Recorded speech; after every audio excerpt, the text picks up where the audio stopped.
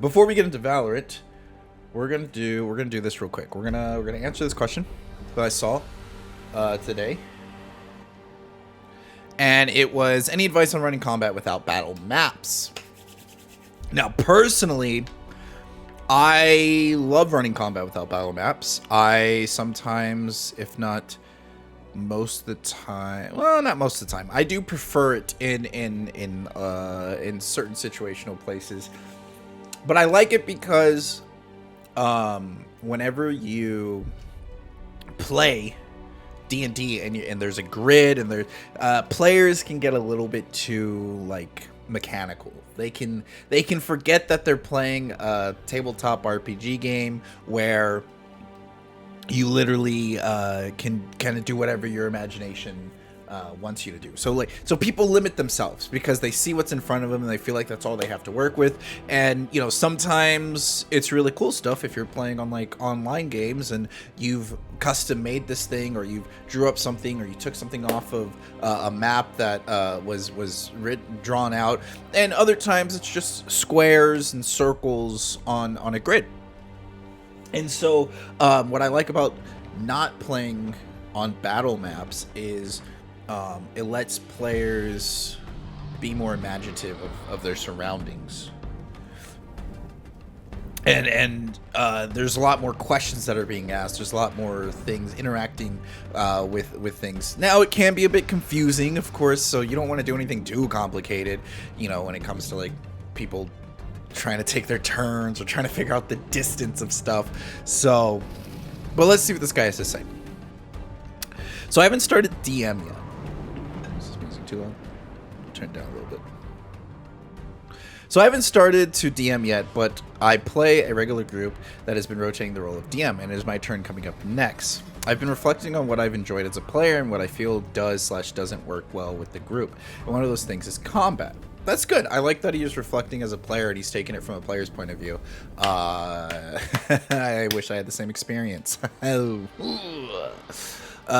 We have been playing virtually on Roll20, where maps obviously make a lot of sense. However, I'm finding the combat a little dull.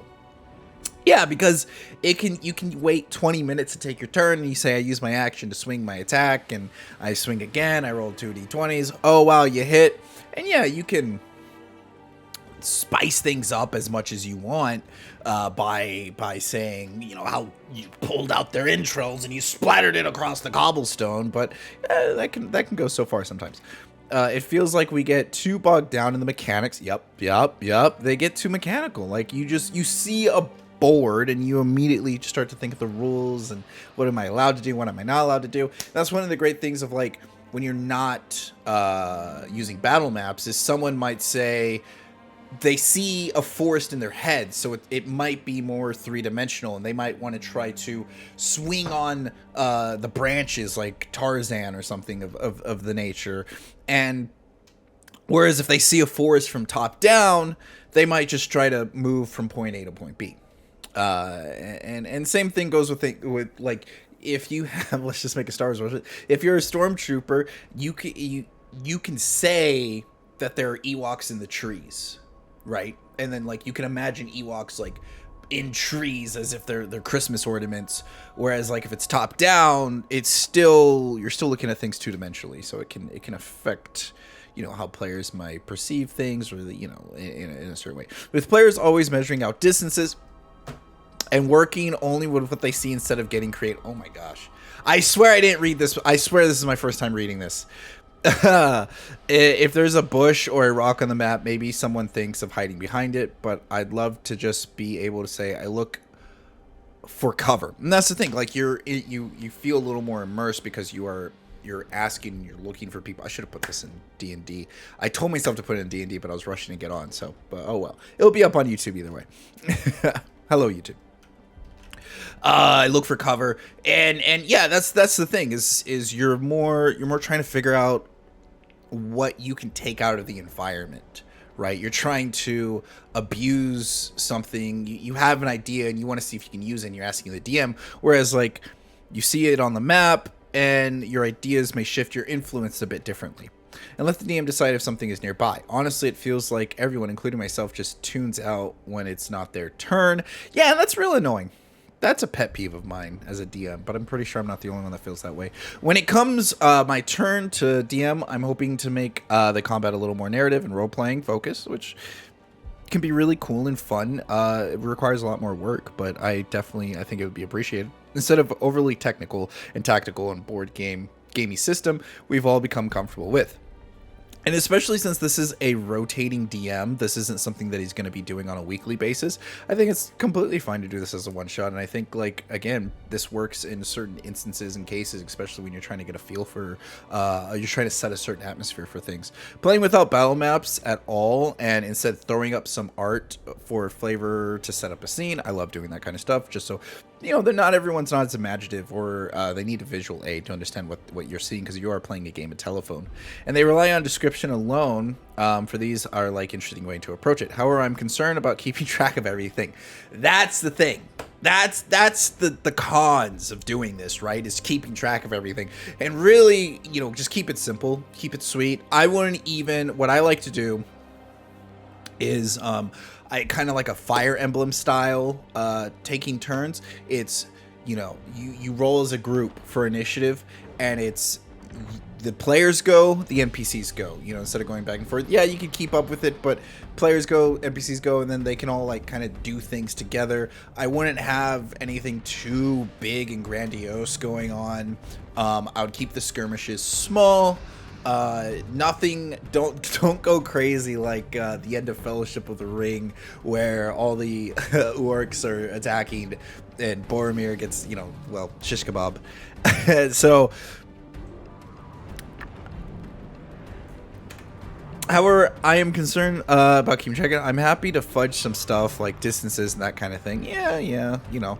I mean, even if you're just keeping it in your head, just having a simplified grid and just slapping down tokens where things could make a big difference. I feel like I would forget or miss a certain detail without some kind of map to keep track of it.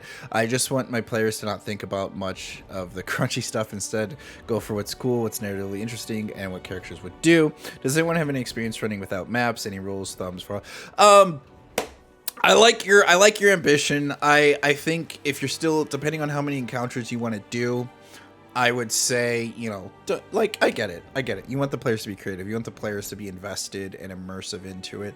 And everyone plays D&D differently. You can help influence that type of gameplay by doing things like this. But at the end of the day, people are going to play how they're going to play, right? And so I wouldn't try to force it too much. I would just, you know, keep it simplistic, keep it small, and let everyone enjoy it in their own way. I would still, if you're planning on having multiple encounters, I'm assuming if it's a one shot, you're going to have at least 2 encounters in there. Then I would have a small encounter of the immersion kind of fun RPG style that you're looking for. And then maybe like the boss encounter with or even you could swap it. You can have like a very rudimentary way of fighting for like the trash mobs, and then when you run into the boss, it's your RPG style, because there's less things to go on, and maybe there's layer effects that are happening at the same time. I wouldn't go too crazy. Just keep it simple and let the players.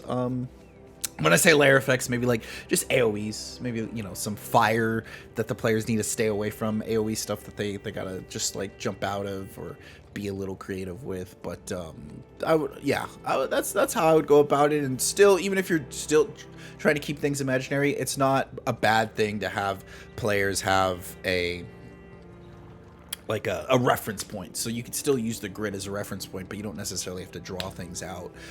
You can talk to the players about it, stuff like that. But I hope it all goes well. Let's see what the comments say here before we move on. One issue you might run into is ambiguous placement, effects, spells, ability. Yeah.